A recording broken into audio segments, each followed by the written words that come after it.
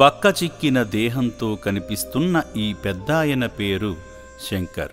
అనారోగ్యంతో బాధపడుతున్న ఈ పెద్దాయన నకిరేకల్ సమీపంలోని మంగళపల్లి వద్ద దిక్కుతోచని స్థితిలో ఉండగా ఈ అభాగ్యుని దీనస్థితిని గమనించిన సురేష్ అనే మానవ మహనీయుడు చౌటుప్పల్ పోలీసుల సహాయంతో అమ్మా నాన్న అనాథ ఆశ్రమానికి తీసుకురావడంతో పునర్జన్మ పొందాడు.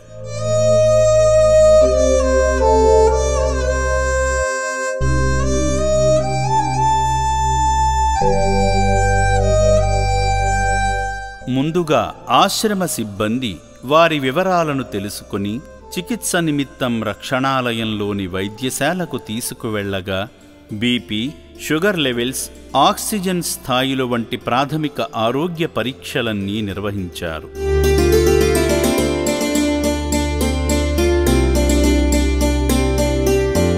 వైద్యమందించిన అనంతరం కడుపు నిండా అన్నం పెట్టగా సంతృప్తిగా తిన్నాడు.